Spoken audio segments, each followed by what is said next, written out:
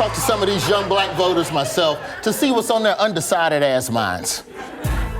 To reach out to these voters, I went to the ancestral home of America's black youth, Brooklyn! Where Brooklyn at?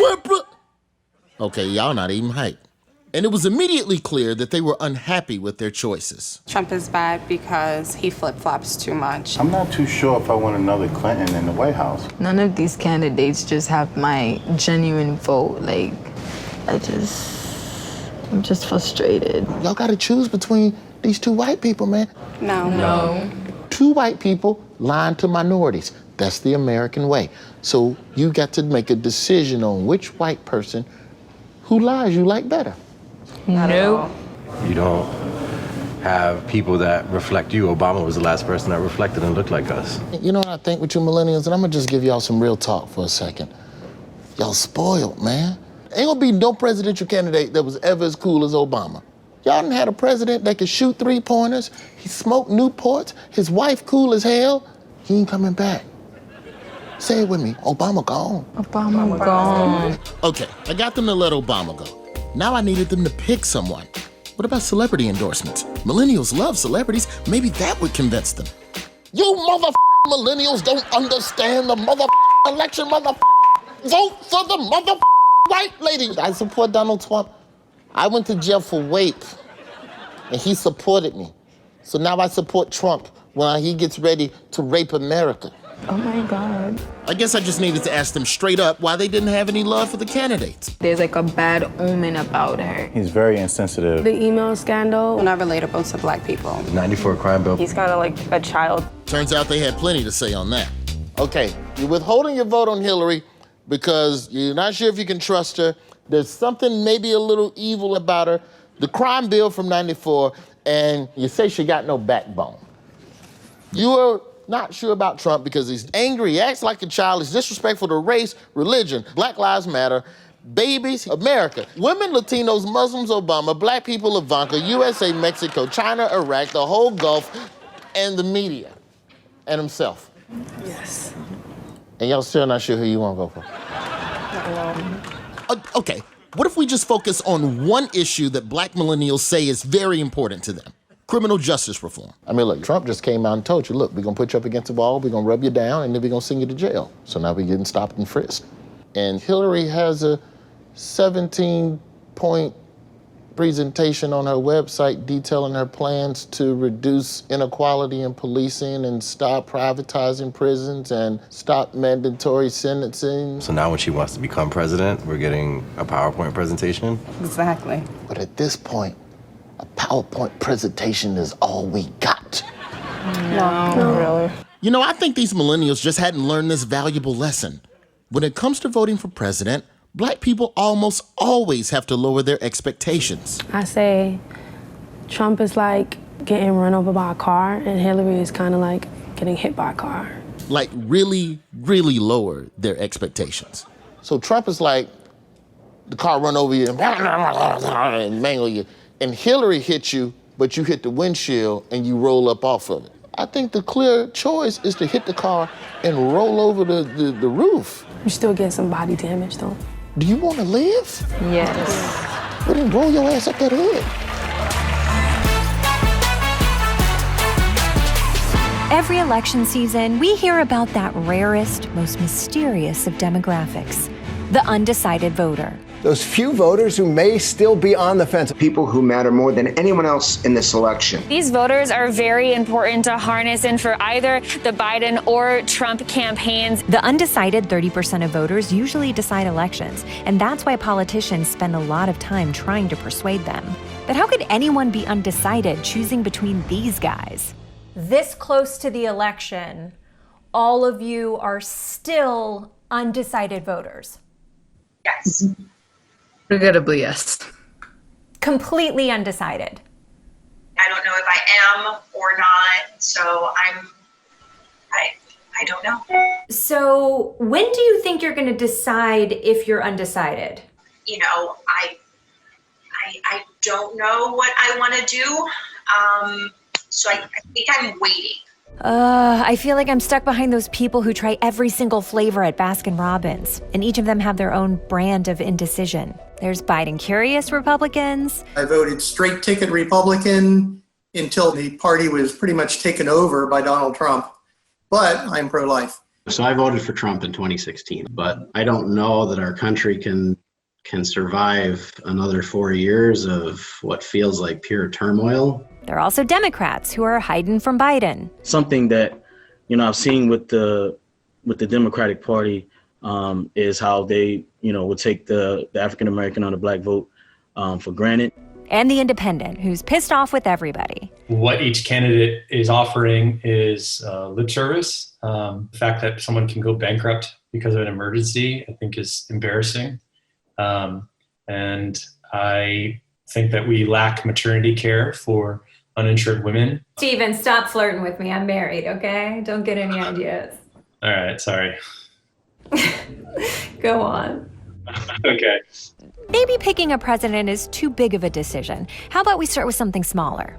All right, Coke or Pepsi? Pepsi. Coke. Pepsi. Coke. Chicken or fish? Chicken. Fish. Fish. Fish. Great. I'm vegan. All right, shut the up, Steven. Shut the up. So they can make decisions. Then what's so hard about this one? Well, election forecaster Rachel Bitecofer has a provocative theory on whether the undecided are even real. In the world of political science, we don't have all this mystery about undecided voters. So if I was to talk to a group of undecided voters, the first thing I would ask them is, do you lean to the Democrats or Republicans?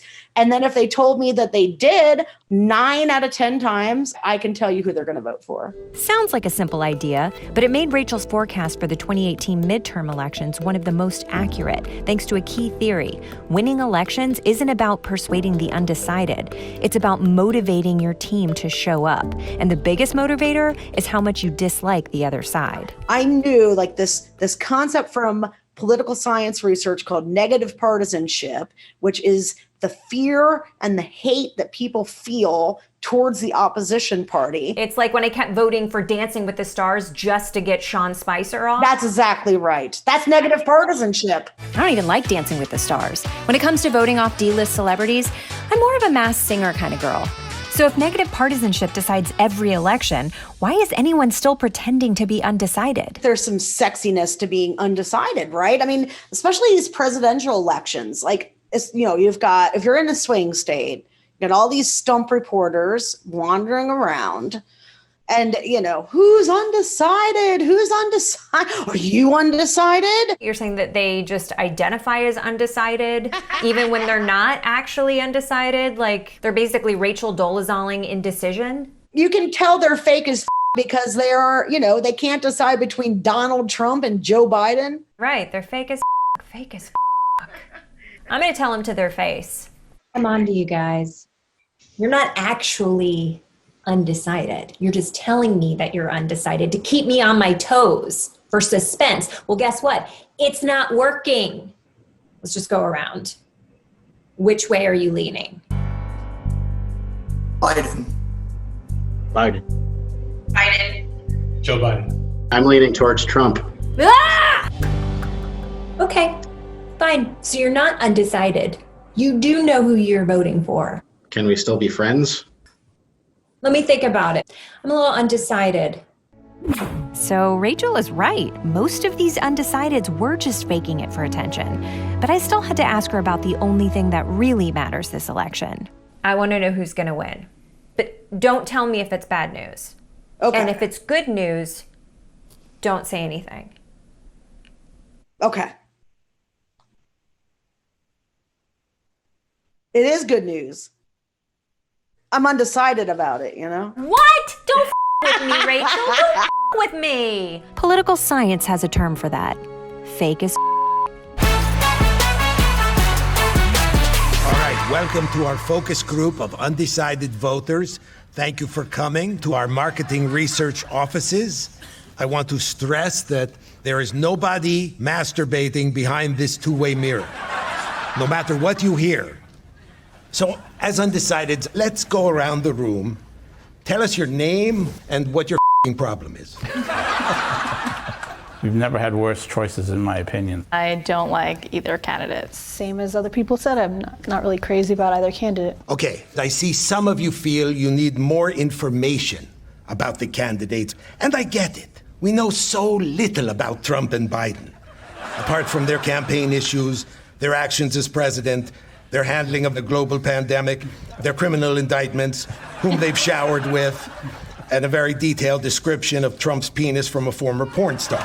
But we still don't know. Okay.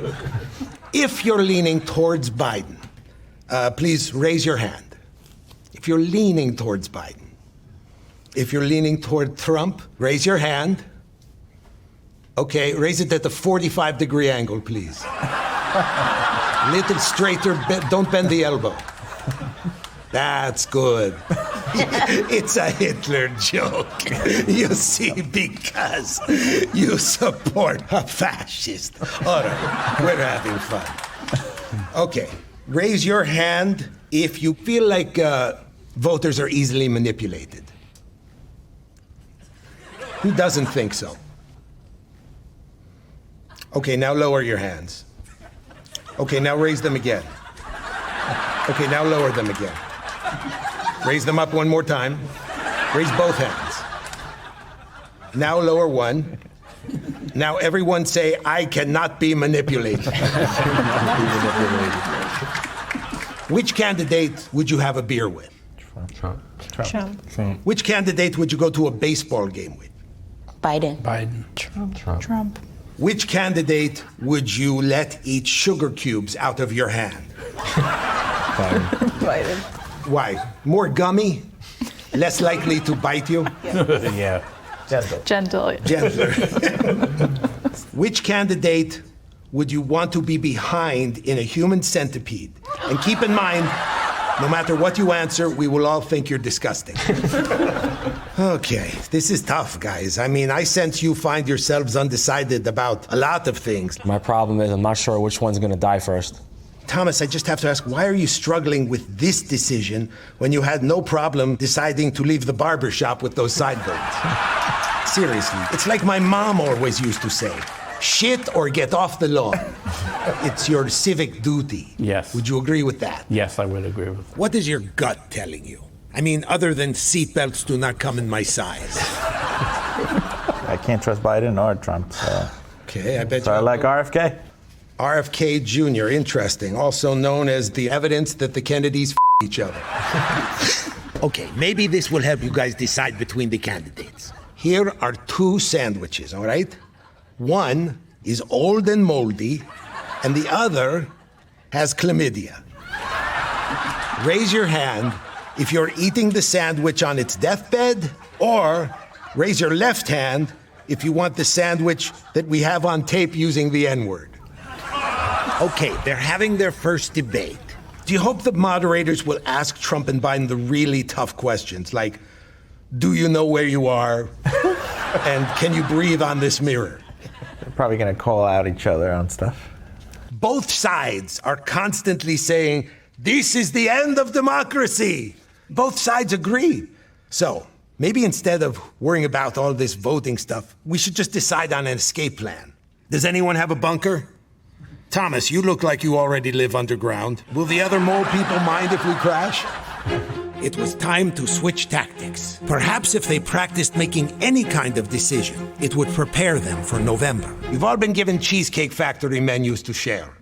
Now take a look at them and make a choice. You can do this. Fried calamari. A lot of options. Entrees. Ooh, I know what I usually get. I say fried calamari. Americana cheaper. I usually get orange chicken. It's my favorite. We'll go filet mignon. All right, you know what? Forget it. Forget it. I knew that wouldn't work. At this stage, there was only one option left. Look, you guys have barely given me anything, so I'm just going to tell you who you're voting for. Daryl, you're going to miss Election Day because there weren't any reminders on Pornhub. Pauline, you want a safer, brighter future for your children, so you're going to move to Ukraine. Thomas, I think you should just stay home. This is a big one, very important election. we need you to sit it out. And Mark, whatever you decide, I recommend you listen to your heart. Or at least let a medical professional listen to it. Thank you all for being here. We've learned a lot. We'll see you in 4 years when you can't decide between voting for AOC or Kyle Rittenhouse.